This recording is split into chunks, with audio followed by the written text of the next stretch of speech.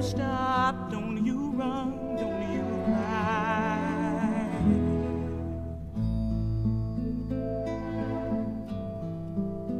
You'll do fine, you'll be good, you'll get by. Okay, so this question is really long and probably a bit too personal for me to really tell the whole story, so I'll just give little tidbits.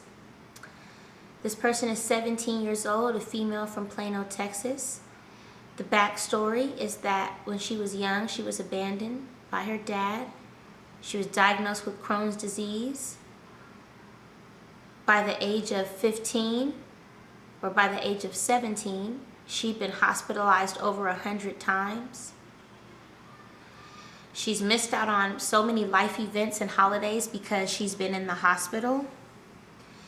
After long periods in the hospital, she's also been struggling with body and self-esteem issues. She was in the hospital and discharged with a number of different mental illnesses. She's been hospitalized 9 times in mental hospitals. When she was 15, she was raped in her home by 3 boys that went to the same school that she went to. Charges were pressed, but nothing ever came out of it. After the rape, she became sexually promiscuous, and in a 2-year time span, she's had over 10 partners. She became pregnant once, but miscarried in February of 2012. Her last hospitalization was November of 2012 when she tried to commit suicide by hanging herself in the bedroom. She was found unconscious by her mom and boyfriend and her older brother. She was rushed to the ER and held inpatient. Her mom has been in and out of unhealthy relationships her whole life. And the man that her mom is currently with now, she and this guy always fight. Her brother's addicted to drugs, and her parents forced him to move out due to the drugs. I am lost, I am broken. I saw you on a YouTube video for more. You are my answer. I need your help. I don't know where else to go.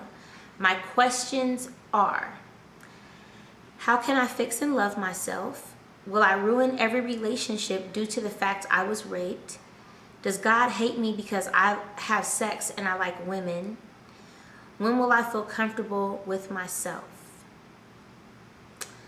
First, let me say that I'm so sorry for every single thing that you've been through and the things that you're going through and the things that you continue to deal with on an everyday basis just to be here with us today. I know personally because I'm a suicide survivor, and I know personally what it's like to have the battle within with my self-esteem and with my self-acceptance and with loving myself. And so first, what I want to do is I want to address the things that you can control, because some of the things that you've told me about are not things that you can control. You cannot control your mother and her choice of mates. You cannot control your brother and his choice to be on drugs. In order to fix and love yourself, you first have to look at the things that you can control and start there. What do I mean by that? You can control if you're promiscuous. You can control the people that you speak to. So question 1, how can I fix and love myself? The best way to fix and love yourself is to deal with the things that you have control over. In this letter, you've talked about a number of things that you don't have control over, but one thing that you do have control over is being promiscuous, and the one thing that you do have control over is whether or not you talk to your father. Now, if it were me at the age of 17, I'd go have a sit down with my dad, because whatever issues that your dad has with your mom don't have anything to do with you. If you desire a deeper and more intimate relationship with your father, the best way to receive that is to reach out to him. Now, of course, this is a letter, so I don't know if you've tried to reach out to him and he hasn't reached back. I don't know what the situation is between your mother and your father that caused them to get divorced in the first place. And I now want to... Your next question was, will I ruin every relationship due to the fact I was raped? Really, you have to ask yourself, will you ruin every relationship you're in because you were raped? It's all a mindset. I've had a number of things happen to me in my life, one of them being raped by police officers who are supposed to be helping someone like me. And I haven't let it, and that happened to me when I was a teenager, and I haven't let it affect my personal life, my professional life, and my adulthood. A number of things have happened to me that I've not let affect me. And a part of that is I deal with the things that I can control, and the things that I cannot control, I don't take the time to focus on. If you are focused on being raped, then you probably shouldn't be in a relationship anyway. The best time to be in a relationship is when you're mentally stable, because then that way you're going to attract somebody else that's mentally stable. If you are emotionally a wreck, you are going to attract somebody else that's emotionally a wreck. And after the facade wears off and when you get to see who the person really is, you're going to be really disappointed to find out that the person that you fell in love with and the person that you've had sex with, if you plan to have sex with the person, is someone that wasn't worth it, wasn't worthy. When you're unhealthy and when you're hurting, you tend to hurt other people. One of those other people is yourself. You are hurting yourself because in order to have great self-esteem and great self-confidence about yourself, that being promiscuous isn't the way to go, because you get a reputation and then it's hard to deal with that, plus the other medical issues that you have going on. You're focusing on other things, doing other things, while you should really be focusing on stopping and your health. You then ask the question, does God hate me because I have sex and I like women? Well, I don't think that God hates anyone. I can't tell you what God thinks because I've not had a conversation with God about hate and unhate. In my eyes, I don't think God is a hateful God, not from what I've been taught. I think that God, however, desires us to live a life that's fruitful. And if you're unhappy most of the time, you're not really serving God. Serving God is not going to church. Serving God is not reading the Bible. Serving God is not singing songs. Serving God is being happy and in the moment every day, living each day as if it's your last, because you know that you're not guaranteed the next moment, the next second, the next hour, tomorrow, next week, or next month. So if you're not living each day to the fullest, I don't think that God is necessarily angry with you, but I think that he would want more for you than to be unhappy around people who are unhealthy, and then therefore giving yourself unhealthy habits to... Your next question is, when will I feel comfortable with myself? The best way for me to answer that question is to now ask you, when are you going to stop focusing on all these other distractions, boyfriends, girlfriends, promiscuous sex, and focus on yourself? If you have thoughts of suicide, the last thing you should be doing is getting into a relationship with anyone, because we know that people are fickle. People sometimes say things and do things that they don't mean or that they regret later. And so getting into a relationship when you're in this vulnerable state is like taking the gasoline and the matches to the fire. Why would you want to do that? Focusing on yourself means focusing on your exit strategy. See, the goal is to exit. The goal is to exit your mom's house. Exactly. The goal is to exit your mom's house when you get of age and when you can financially support yourself. So I would be taking the time that I spend on boyfriends and girlfriends, and I would focus on how much money it's going to take for me to get out. I would make a plan. If you don't have a job, I would get a job.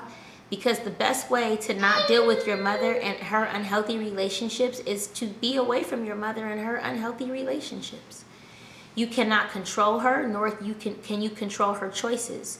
So the best thing for you to do is to find your exit, plan your exit, and then continue to be so happy and grateful now that the exit strategy is unfolding just as you want it to unfold. And really talk about what that exit strategy looks like.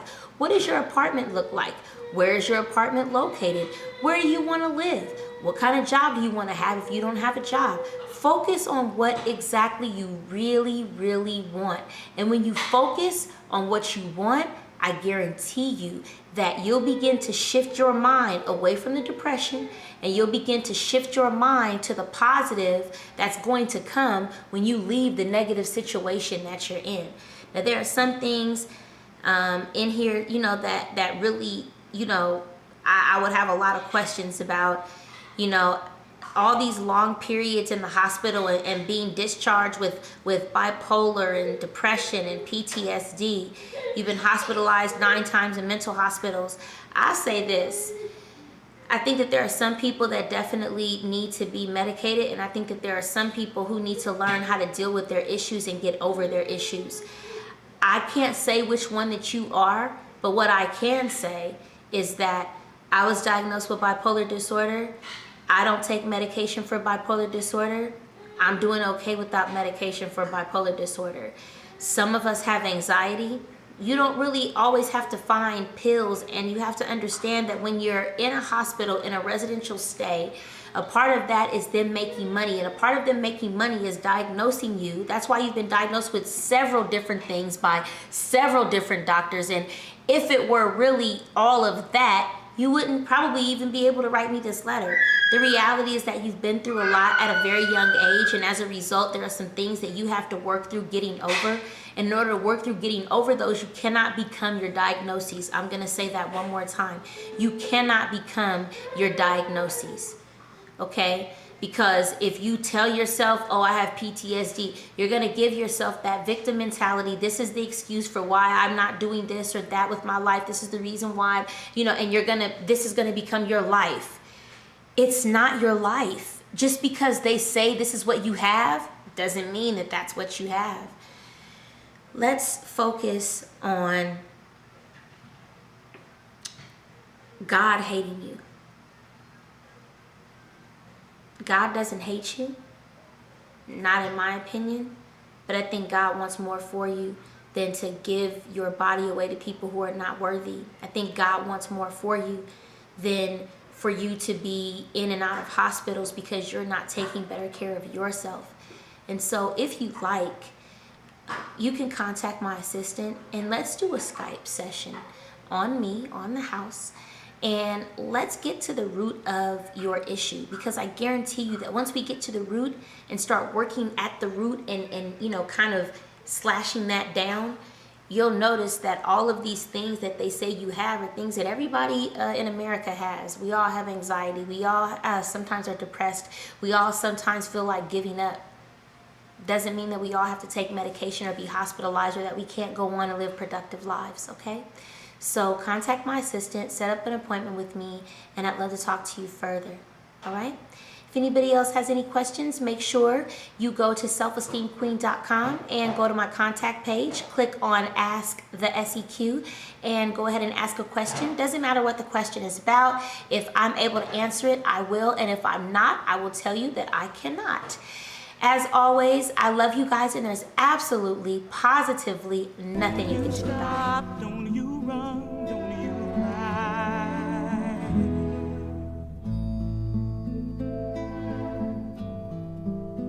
You'll do fine, you'll be good.